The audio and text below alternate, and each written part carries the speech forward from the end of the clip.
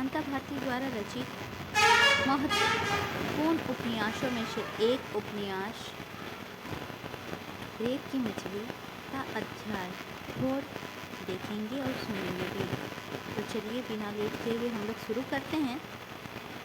कांता भारती का प्रसिद्ध उपन्यास रेत की मछली भाग 4।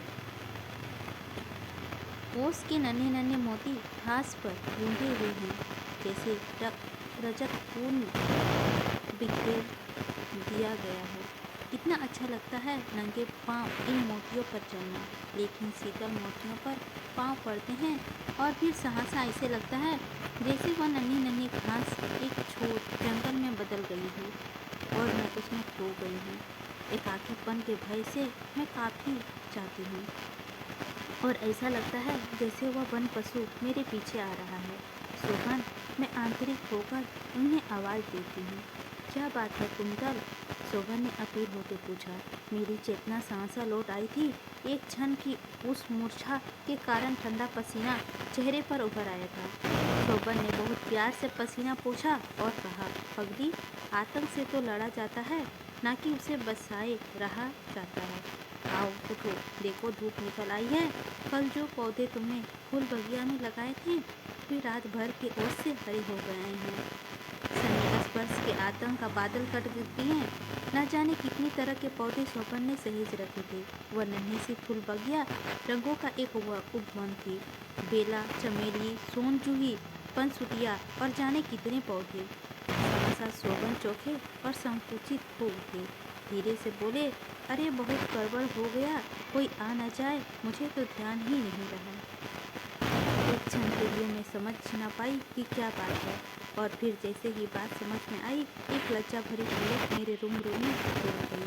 सोहन की सफ़ेद कमीज की बाईं और सीने पर सिंदूर का एक दाग रखा होकर सोहन मुस्कुराए और बोले, रहने भी दो, मैं नहीं बदलता कमीज, कोई देख भी लेगा तो क्या होगा। मेरे रोम में पुलक भर आई और चेहरे पर जैसे गुलाब फूट गया था। एक नन्ही गोरैया चमेली की कतार से एक पतली शाखा को तोड़ने का प्रयत्न कर रही थी। सोहन ने चाहा कि उसे उड़ा दे, लेकिन मैंने उसे रोक दिया। उसे ले जाने दो सोहन, वह तो अपना नन्हा सा घर बनाएगी। छोटे से औजार से सोहन फूलबगिया के पौधों को मिट्टी नरम करने लगे। मैं गुलदस्ते के लिए फूल और टहनियों चुन लेना चाहती थी, तभी मेरी उंगली से कुछ चूक गया। सुशोभित फूल के बीच पर एक गंदी झाड़ी सी उग आई थी। उस झाड़ी में फूलों के बजाय काटा जा रहा था। सोहन, तुमने लगाया है ये पौधा? कितने जोर से कांटे चुभ गए इनके, देखो आकर इधर। मैंने उन्हें पुकारा। वे उत्सुक होकर उधर आए और उस झाड़ी को देखकर बोले, नहीं, ये तो अपने आप उखाड़ी है, तो इसे उखाड़ फेंको सोहन। देखो इसका कांटा कितनी जोर से मेरी उंगली में चुभ गया है। सोहन ने मेरी उंगली अपनी उंगलियों में ले ली। उंगली के सिरे की रक्त हल्की सी बूंद चमक रही थी। सोहन ने उंगली को चूम लिया। इस जंगली लतर को उखाड़ कर फेंक दो सोहन, इससे उगते ही हाथ बीन कर रख दिया। सोहन ने मिट्टी नरम करने वाला औजार उस जंगली पौधे की ओर बढ़ाया। फिर सहसा रुक गए। मैंने पूछा, तुम क्यों रुक गए सोहन? कुछ नहीं कुंतल, यह पौधा अवांछित तो है, पर मैं सोचता हूँ। क्या सोचते हो सोहन? पहले इसे उखाड़ दो। सोहन ने उस पौधों की नम्रता से उखाड़ दूर फेंक दिया। मैंने उन्हें टोककर पूछा, तुम उसे उखाड़ने में संकोच क्यों कर रहे थे? बात यह है कुंतल, एक क्षण के लिए मैंने सोचा वह भी प्रकृति की ही देन है। घर के अंदर अप्रचलित गौरैया आ बैठती है, हम उसे मार तो नहीं देते। मानवीय तर्क से मैं निरुत्तर हो गई, किंतु भावनाएं कह रही थी कि यह सब कुछ अप्रिय था। बल्कि मुझे लग रहा था कि उस जंगली पौधों का उगना वहाँ और उसके कांटे चुभ जाना एक मनहूस घटना थी। सोहन ने कई लतरें बाजरे की टोरी लटकाकर बांध दी। लतरें उन डोरियों के सहारे बाजरे तक चढ़ जाएगी और उनके लाल सफ़ेद फूल नीले कमरे में झाँक झाँक कर सुगंध की मुट्ठियाँ बांध बांध कर फेंकेंगे। पूरे 2 घंटे उस फूलबगिया में बीते। पौधे के पीले पत्ते साफ करके मिट्टी मुलायम कर दी गई और हम दोनों ने मिलकर पौधे को सींचा। शोभन को अब तैयार होना था विश्वविद्यालय जाने के लिए। उत्साह के साथ चुनकर उसके कपड़े निकाले, सावधानी से उसने बटन वगैरह देखे और उसके नहाने का गर्म पानी रख दिया। मेरे हाथ में तौलिए लेकर वे बाथरूम की ओर मुड़े, फिर रुक गए। शरारत भरे स्वर में बोले, कुंदन जरा इधर आना। जैसे ही मैं उसके निकट गई, उन्होंने तौलिया का फंदा मेरे ऊपर डालकर अपनी ओर खींच लिया। मैंने सहम कर कहा, छोड़िए ना, कोई देख लेगा। सहसा द्वार पर आवाज आई, शोभन दा, शोभन दा। शोभन ने चौंककर तौलिया अलग कर दिया और 2 कदम पीछे हट गए। वह मिन्नल थी। अंदर आते आते सहसा लजाकर बाहर चली गई। शोभन ने कचा करके उसे पूछा, मिन्नल अंदर आई। उसके हाथ में कुछ किताबें थी। उसने हिचकिचाते हुए कहा, नहीं भैया, मैं यूँ नहीं आई, कोई काम नहीं था। वाह, यह भी कोई बात होती है। तुम अपनी भाभी से बात करो, मैं नहा लेता हूँ। लेकिन मैंने सोचा आप चले ना गए हो, अभी से कैसे चला जाता। आज तो क्लास देर से होती है। खैर तू बैठ, फिर साथ साथ चलेंगे। शोभन बाथरूम गए ही थे कि माँ जी आ गई। मैंने लजाकर आंचल सिर पर खींच लिया। माँ का ध्यान मेरे माथे की ओर देखा और मुस्कुराई। उसकी आंखों में सने की सागर उमड़ पाया। वे बोली, बहू तू कपड़ा तो बदल ले। मिनल भी क्या सोचेगी कि माँ अपनी बहू की ओर ध्यान नहीं रखती। मैं कपड़े बदलने ऊपर चली आई। तन मन के मान भरा हुआ था। पशु का आतंक घुल चुका था और सुख संतोष का सरोवर भर आ गया था। कामनी के फूलों की सुगंध नीले कमरे में अभी भरी हुई थी। पलंग के पास की नन्ही मेज पर मखमली जिल्द वाली किताब आधी खुली हुई उल्टी रखी थी। पलंग के पास आई तो एक क्षण के लिए कामिनी की गंध में खो गई। पलंग में बिछी हुई आसमानी चादर मन में आलोड़न की तरह लहरों में भरी हुई थी। सहज प्रतिक्रियावश हाथ आगे बढ़े कि उन लहरों को समतल कर दी जाए, पर रुक गए। चादर पर कामिनी के फूल जहाँ तहाँ बिखरे थे। उनकी उज्ज्वलता धुंधली पड़ गई थी और पंखुड़िया के कोरों पर पीला कत्थई रंग जग गया था। फूल बटोरकर अंजुरी में भर लिए, अंतस की रेशमी गुदगुदी सी भर गई। फूल का एक लघुकथा के ऐसे अक्षर थे जिनका उपयोग हो चुका था। उन्हें कामनाओं के जिस आवेश में मसाला था, उनकी कथा उन फूलों से अभी उसकी गंध की शेष थी। फूल फेंके नहीं गए। उन्हें सावधानी से नन्ही सी मेज पर रख दिया, जहाँ वह मखमल से मढ़ी किताब आधी खुली हुई थी। माथे पर उसके होठों की गुलाबी आँख का स्पर्श किया। वह गुलाबी स्पर्श नसों को गुदगुदा गया। मैं क्षण भर को अपने आप को भूल गई।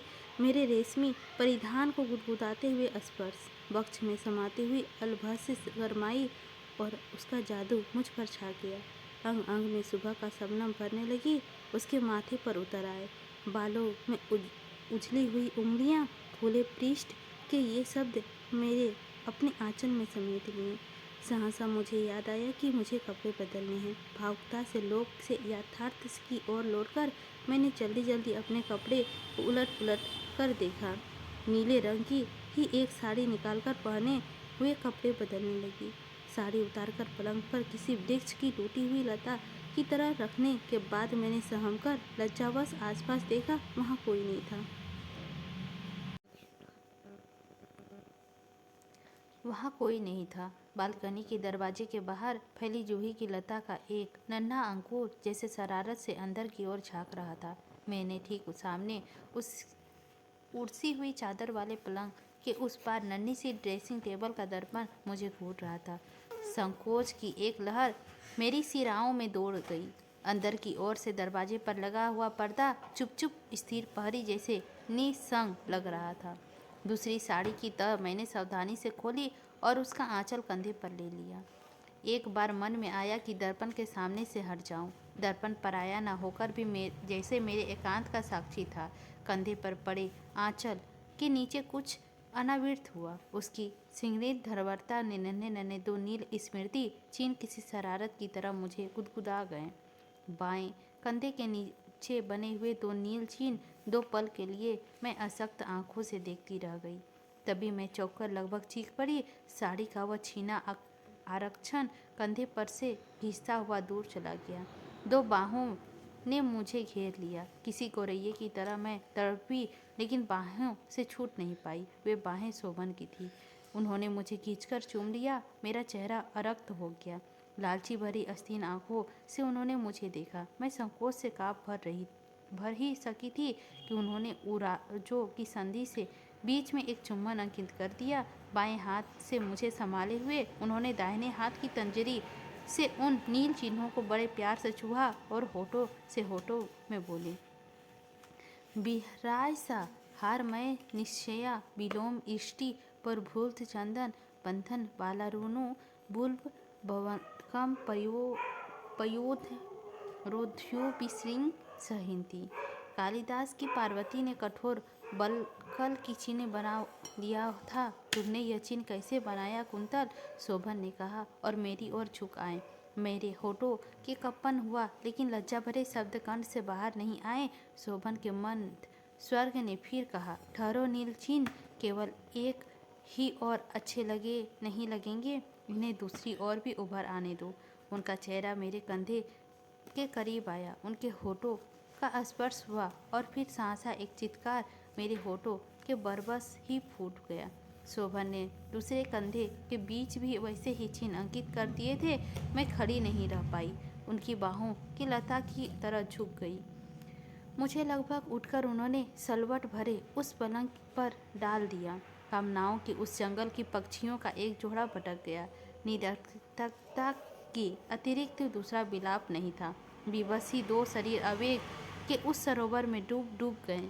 हल्की सी हवा का एक झोंका बाहर बालकनी की ओर जैसे एक थपकी दे गया। चौंक कर शोभन अलग हुए। उन्होंने इधर उधर देखा, वहाँ कोई नहीं था। मेरी ओर देखकर वह फिर मुस्कुराए। जब मैं नीचे आई, लाज से वह रक्तभाक्त बादल चेहरे पर घिरे हुए थे। प्रयत्न के बाद भी मैं सहज नहीं हो पाई। मीनल नीचे फूल बगिया में थी। उनके पास तक जाने के पहले एक बार फिर लाज को समेटना पड़ा। निकट पहुंची तो पाया कि मीनल बेले और गुलाब की झाड़ियों के बीच उगे उस कांटेदार जंगली पौधों को घूर रही थी। अरे, यह ऐसे ही उग आया मीनल? जाने कितनी बार मैंने इसे झाड़ी से उखाड़ कर फेंका, लेकिन ये फिर वहीं उग जाता है, मैंने कहा। मीनल हंसने लगी और मुझे ऐसा लगा कि उसे इस बात को तनिक भी परवाह नहीं हुई। शोभन तैयार होकर बाहर आ गए। उन्होंने आवाज़ दी, आओ मीनल, चले। बहुत देर प्रतीक्षा करनी पड़ी ना। शोभन मेरी ओर हल्के से मुस्कुराकर चले गए। मीनल भी चली गई। मैं बेले और गुलाब के बीच उगे उस जंगली पौधे को घूरती खड़ी रह गई। हवा और धूप से बेखबर उजली हुई उन झाड़ियों के बीच उगा यह कांटेदार जंगली पौधा मेरे दिमाग से उतरता नहीं। कमरे में बेले, चमेली और जूही के फूलों की गंध भरती है, तो साथ ही उंगली में जहाँ उस जंगली पौधे का कांटा चुभा था, वहाँ एक ठोस पैदा होती। बेले और गुलाब की उलझी हुई शाखाओं के बीच यह गलत पौधा बार बार उगाता था। कितनी बार मैंने उसे उखाड़ कर फेंका था। मुझे ऐसा लगता जैसे वह पौधा धूत और जिद्दी हो गया था। शोभन से शिकायत करती तो वह मुस्कुराकर उठते थे और मन में कहीं भी कभी आशंका उठती है कि उस पौधे को उगने की जिम्मेदार शोभन है। शोभन शाम को बहुत देर से लौटे तो थके हुए थे। पता चला कि सारे दिन व्यस्त रहे थे। उनका सिर कुछ भारी था। खाना खाने के बाद लेटे तो मैंने देखा कि उनकी मुस्कुराहट में कलंकित है। कितनी मेहनत करते हैं, मैंने मन में सोचा और धीरे धीरे उनका सिर सहलने लगी। अचानक उन्होंने कहा, मीनल के भाई की शादी है लखनऊ में। उनसे निमंत्रण दिया है, दोनों को बुलाया है। मैं सोचता हूँ तुम भी आओ। और तुम? कुंतल ने बहुत व्यस्त हूँ, एक पत्रिका का विशेषांक संपादित करना है, उसे छोड़ नहीं सकता। वहाँ जाऊँगा तो कई दिन बर्बाद हो जाएंगे। तुम चली जाओ। ऐसी क्या बात है? नहीं, यह तो नहीं हो सकता शोभन, मैं अकेले नहीं जा सकती। किंतु दूसरे दिन मीनल स्वयं आ थमकी। मैंने जब उनसे कहा कि शोभन नहीं जाएंगे, इसीलिए मैं भी नहीं जा सकती, तब वह उदास हो गई। भागती हुई शोभन में के पास चली पहुंची। अंततः शोभन और मीनल दोनों जीते। मीनल ने निमंत्रण पर केवल मुझे ही जाना पड़ा। शोभन ने निर्णय किया। शोभन का निर्णय था, उसे टाला नहीं जा सकता था, या कहूँ कि टालने का साहस ना बटोर सकी। बेमन 2-4 कपड़ों एक छोटे से अटैची में रखें, तैयारी के मन नहीं लगा। कभी घर इनको अकेले छोड़ा नहीं था। मन थोड़ा छोटा होने लगा। हार कर दोबारा शोभन के पास गई। मैं तुम्हारे भी कपड़े रख रही हूँ, 1-2 दिन के लिए चलना क्या मुश्किल है? थोड़ा चेंज हो जाएगा, तुम भी हो आओ। बात मानो, उन्होंने दृढ़ होकर कहा। इस दृढ़ता का अर्थ ठीक ठीक समझ में नहीं आया। बात मानो, उन्होंने दृढ़ होकर कहा। इस दृढ़ता का अर्थ ठीक ठीक समझ में नहीं आया। मन उदास हो गया। भारी मन से मैंने कहा, फिर रहने दो शोभन, मैं भी नहीं चाहती। उनका निर्णय नहीं टला, मेरा टल गया। रात को लखनऊ जाने वाली गाड़ी पर बैठने के बाद प्लेटफॉर्म की भीड़ में दूर होते जाते शोभन ने हिलते हुए रुमाल को जब मैंने देखा तो जाने कैसे कैसे लगने लगा उड़कर उस रुमाल को छू लूं, लेकिन ट्रेन हिलाते हुए रुमाल वाले उस जाने पहचाने प्लेटफॉर्म से बाहर लाल पीली हरी बत्तियों से भरे अंधेरे में निकल आई। बहुत देर तक शहर की दूर होती जाती बस्तियां और अलग अलग लाल पीले हरी रोशनी के धब्बे धूमिल पड़ते दिखती रही। कोई संकेत भी हैं, लेकिन यह संकेत पढ़ा नहीं जा सका। शहर के बाहर अनजाने अंधेरे में भागती हुई ट्रेन की एक रस गति में जाने कैसा उदास संगीत था। खिड़की से हटकर मैं फिर डब्बे में अंदर सीमित जीवन में डूब गई। मीनल ने मुझे देखा तो भाव पेश पे लिपट गई। फिर उसने पूछा, शोभनदा नहीं आए? मैंने जो उत्तर दिया वह संभवतः उसने सुना नहीं।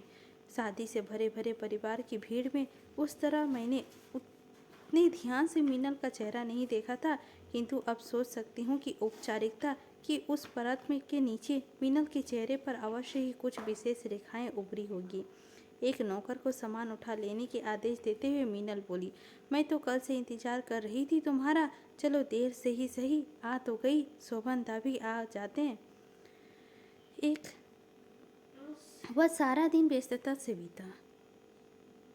विवाह की रस्में निभाई जाती रही और गाने बजाने से लेकर हंसने खाने तक सारा दिन कैसे बीत गया पता ही ना चला।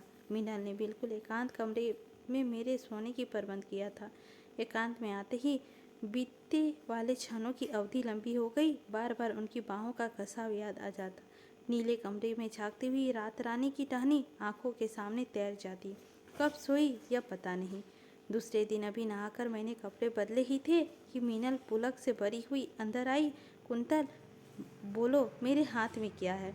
जाने कितने अनुमान लगाएं, लेकिन सब गलत। सच तो यह था कि यदि एक भी अनुमान मैं ठीक से लगा सकी होती तो यह कथा किसी और ही रूप में लिखी गई होती। बहुत खिंचाने के बाद मीनल ने मुझे जो दिया उसका अनुमान सचमुच मैं नहीं लगा सकती थी, और यही कारण है कि उसे पाकर मुझे गहरा सुखद आश्चर्य हुआ था। वह शोभन का पत्र था। संभवतः उसी रात लिखा गया था जिस रात मैंने प्लेटफॉर्म पर लगातार दूर होता हुआ उनका रुमाल देखा था।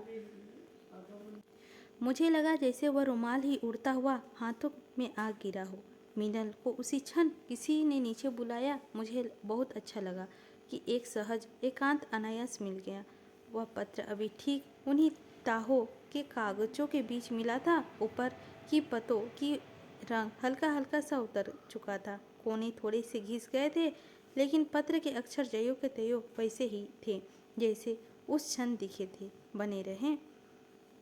कुंतो, ट्रेन जब चली और खिड़की के बाहर नीचे लटका हुआ तुम्हारा हाथ विदा की मुद्रा में किसी बिंदे हुए पंछी के पंख की तरह फड़फड़ाने लगा तो असमक्त मेरा मन बिखरने सा लगा। मैं जानता हूँ कि इस बार मैं जरा सा तुम्हें मना करता तो तुम लखनऊ जाना रोक सकती थी, लेकिन मैं जानता था कि इधर मैं जिस मंथर स्थिति में था उसमें मैं तुम्हें बार बार दुखी करता, और मीनल, केवल मीनल इस समय तुम्हारे संभालने में समर्थ है। मेरा सारा मोह बार बार कहता था कि मैं तुम्हें रोक लूं, पर पिछले 1 महीने मीनल के जो पत्र कलकत्ते से आए उसके कारण तुम बेहद थकर चूर हो गई थी, और मेरा यह अंतमर्थन भी तुम्हें झेलना पड़ता था तो तुम निश्चय ही बीमार पड़ जाती। लेकिन तुम सामने थी ना, तो मेरी बविलता भी मानो मछली हुई थी। ज्यों ही ट्रेन चली मैं अकेले रह गया कि मुझे लगा जैसे कुछ भी हो नहीं हुआ हो। मुझे ट्रेन चली तो प्लेटफॉर्म खाली रह गया और मैं डाल से अटक कर गिरते हुए पीले पत्ते की तरह ठहर ठहर कर गेट की ओर बढ़ने लगा। गाड़ी निकली, कॉफ़ी हाउस आया, एक प्याला कॉफ़ी पी। इतने में मनिक मिले। मनिक ने कहा कि जबलपुर से चंदन बिबिया के पति आए हैं। बिबिया के कुछ ऑपरेशन होने वाले हैं, खतरनाक सा। मैं बहुत चिंतित हुआ। तुरंत गाड़ी भगाता हुआ अस्पताल पहुंचा। कहीं कुछ न था। बिबिया प्रसन्न थी और मुझे देखकर खिल उठी थी।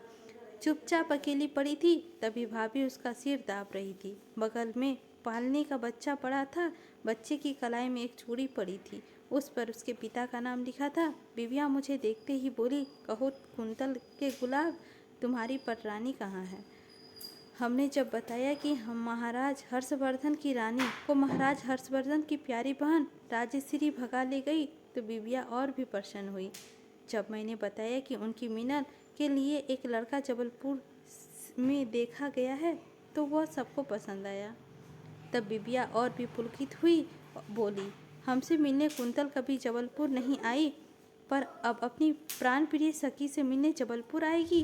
कुंतल पर तो उनकी प्राण प्रिय सखी का अधिकार है, वह उसके पास ठहरेगी, पर मेरा अत्यंत लोभी और झूठा भाई मुझे छोड़कर कहाँ ठहरेगा।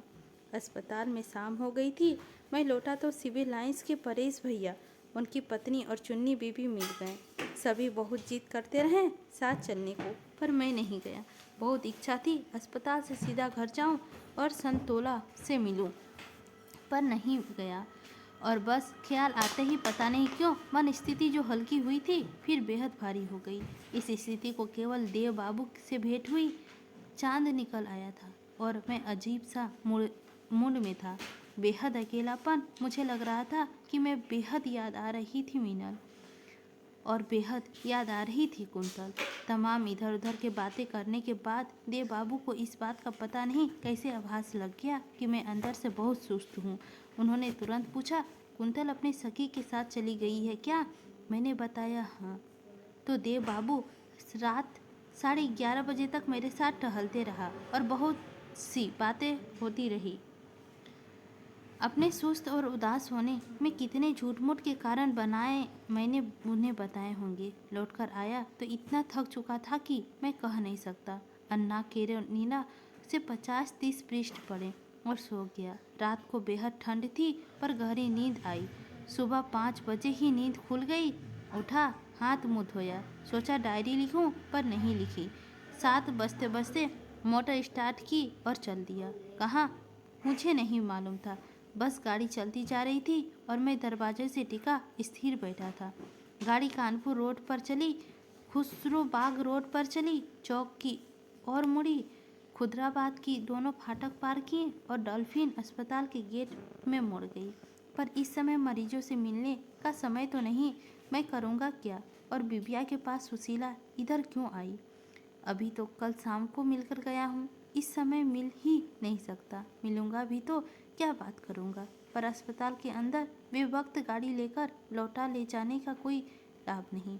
मैं बिबिया के बेड की ओर बढ़ा तो देखा बिबिया चद्दर ओढ़े पड़ी थी। देखते ही मधुर मुस्कुराई, बोली, पास आओ।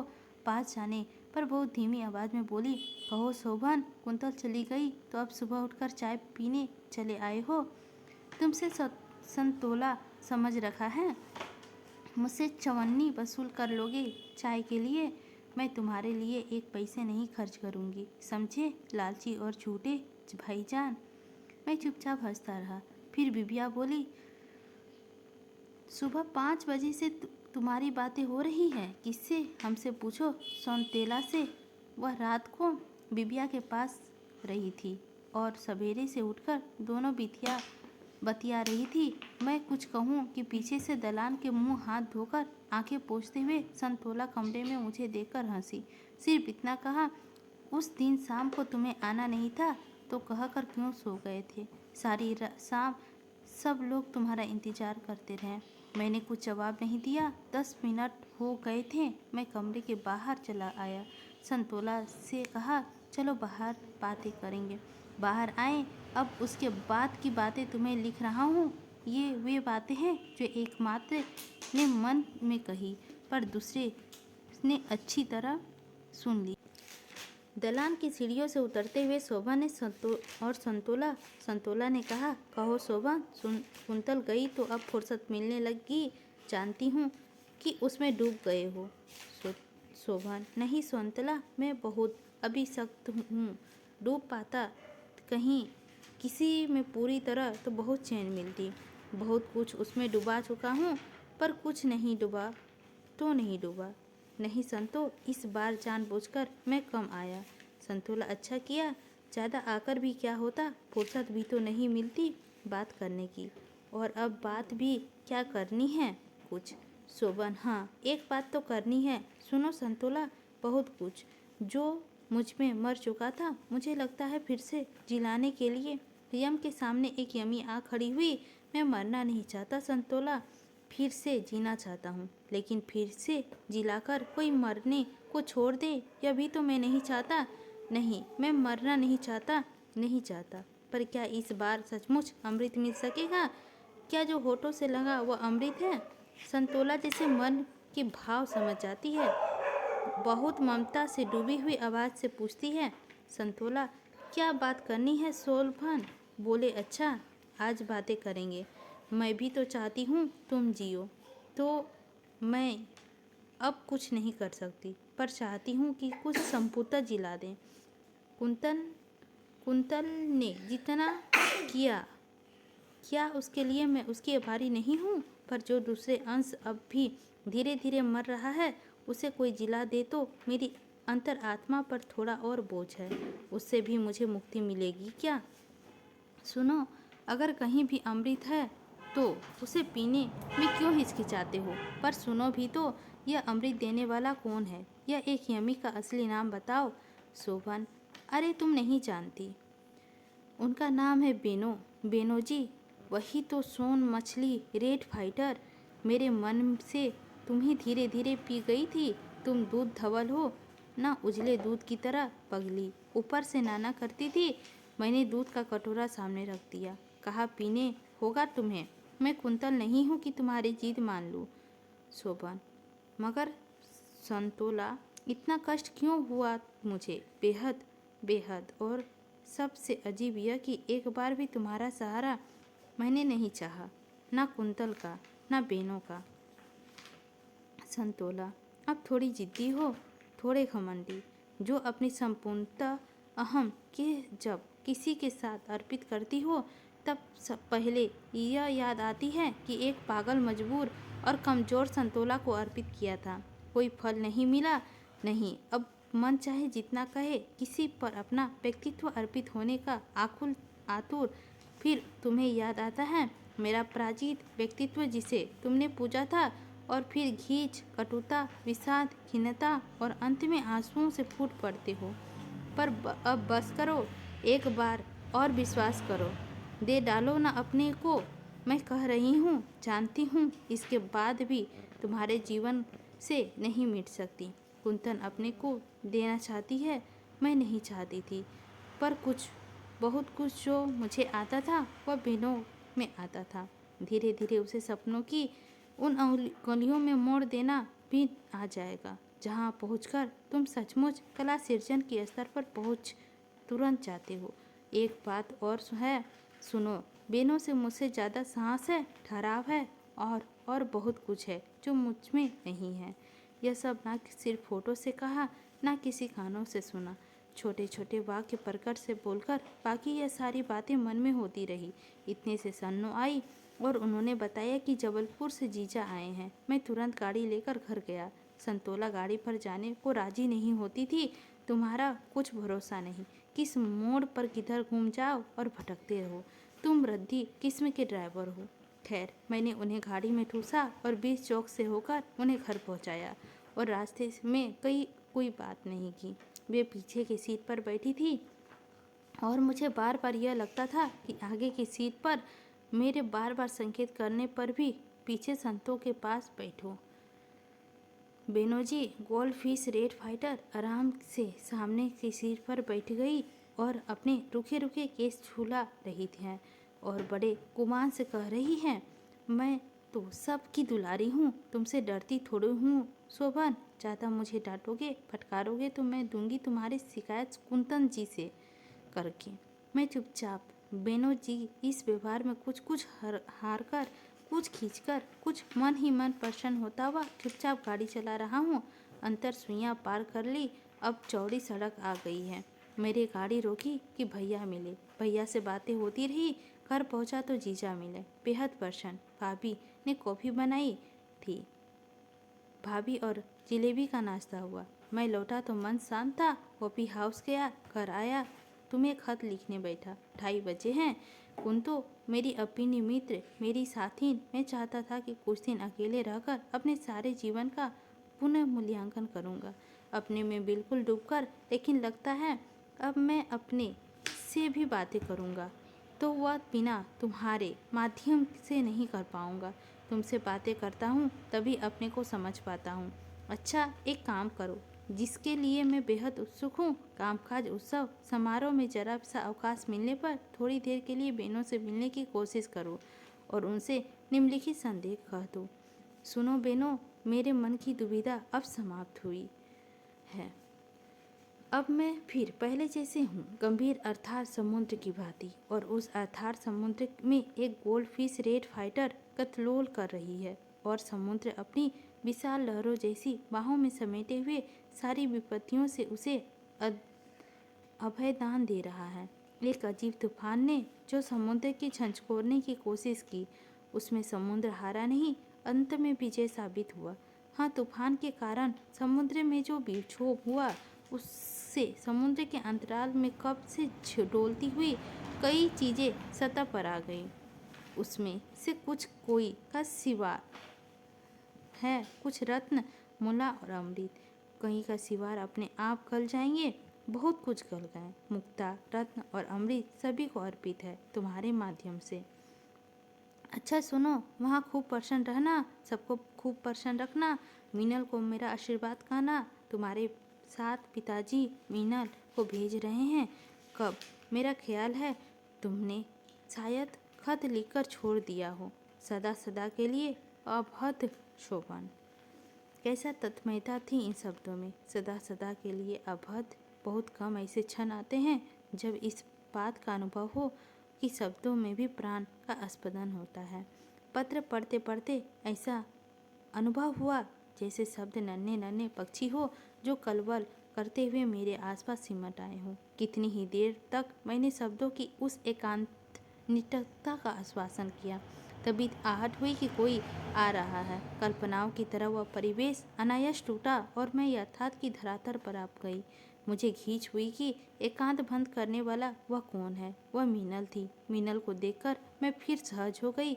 मीनल ने सहज कौतूहल बस आते ही पूछा, शोभन दादा का खत्ता ना, बहुत कॉन्फिडेंशियल ना हो तो एक आध पंक्ति मुझे भी पढ़ा दो। उस समय तूने मुझे छेड़ा था, अब मैं तुझे छेड़ूंगी। तेरे बारे में तो विशेष रूप से कुछ लिखा गया है, लेकिन देखती नहीं दूंगी। मीनल रक्त होकर उदास हो गई। निश्चय ही मैं उनकी संवेदना को छेड़ना नहीं चाहती थी। तुरंत ही मैंने उसकी बाहों खींच लिया और आग्रह से पत्र उसके हाथों में दे दिया। मैंने ध्यान से देखा कि पत्र पढ़ने के बाद वह उदासी की दुनिया में लौटी नहीं, बल्कि जाने किन गहराइयों में डूबी गई। उदासी की गहराइयों में डूब डूब जाने वाले मीनल के उस क्षण, उस समय मैं पहचान नहीं पाई थी। आज वह सब समझ में आता है। आज यह सब भी समझ में आता है कि शब्दों को छलकने वाला प्राण स्पंद भी चाबी भरे खिलौने की उस गति की तरह होता है, जिनके समाप्त हो जाने पर वही खिलौना क्षण भर में निष्प्राण हो जाता है। 2 दिन शब्दों में बसी उस पुलक की एकांत आलाप करते बीते गए। एकांत का हर क्षण साक्षी था कि मैं अपने अंतर्मन में वहाँ अकेली नहीं थी। शोभन कहाँ थे? लेकिन अगला दिन वैसा ही नहीं रहा। हंसी खुशी भरे घर का वातावरण अन्यास ही कड़वा हो उठा। मैंने सुना नीचे से तीखी आवाज़ आ रही थी, मीनल के भाई साहब की। सदा सहज और सागर की तरह शांत रहने वाले मीनल के भाई जैसे बरसों के ठंडे पड़े किसी ज्वालामुखी की तरह आग बरसा रहे थे। मैं चौंक गई।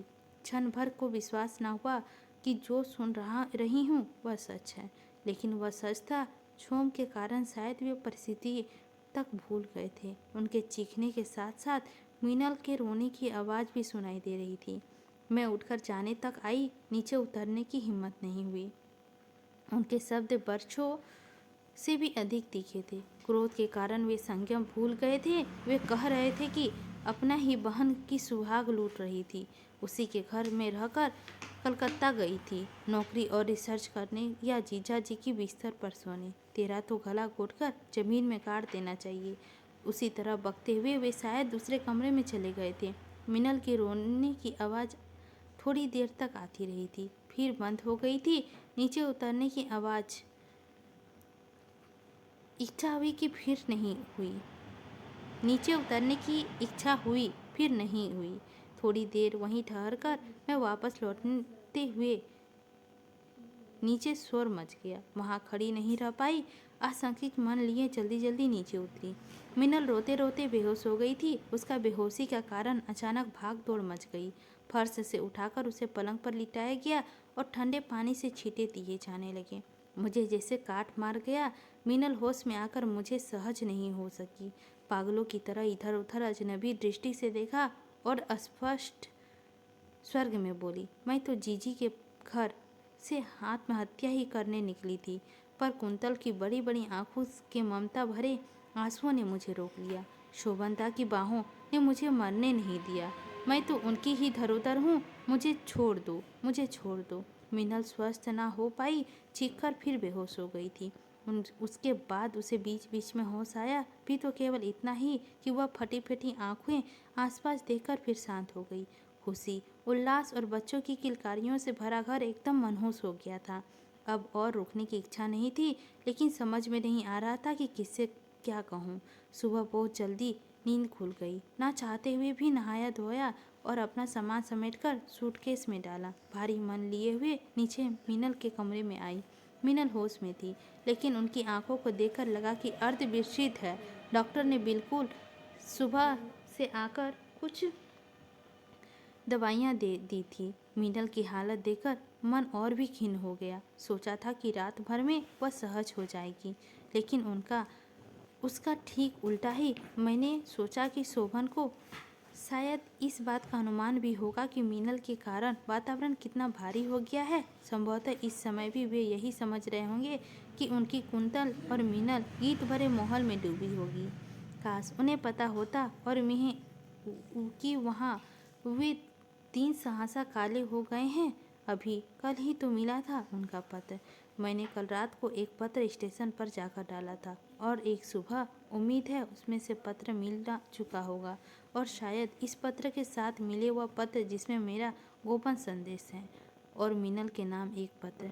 मिनल का नाम पत्र। काश मिनल पत्र पढ़ने लायक मन स्थिति में होती।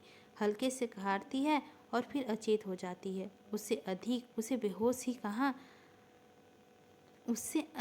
इससे अधिक उसे होश ही कहाँ। शोभन ने लिखा है। मन बेहद उदास होने लगा। जयो ही उस कमरे में उसी प्रकार लेटा जैसे सोमवार की रात बिल्कुल जागते हुए कटी थी। शोभन के शब्दों का संसार, काश मीनल भी उस संसार में एक झपकी ले सकती, घने अंधेरे में जाती और मशाल और रक्त कमल कौन जाने केवल रात के घर में हो, और लाल कमल जाने दो उसकी बात। फूल को मुरझाने से बचाने के लिए जो कुछ मुझ में बच गया है वह सब बाजी पर लगा दूंगा। बल्कि यह खिले रहें, झोंकों में झूमता रहें। इससे भी असफल हुआ तो शायद बाजी बिल्कुल हार जाऊंगा। हमेशा के लिए पराजित, अपमानित, खोया हुआ, चुप और लिखना छोड़ दूंगा। क्या लिखना छोड़ा जा सकेगा? तुम तो कुंतल तब भी मुझे प्यार करोगी ना, जब मैं बड़ा लेखक नहीं रहूँगा। अत्यंत असक्त व्यक्तित्व, वैभव, समृद्धि, तेज वाला व्यक्ति नहीं रहूँगा।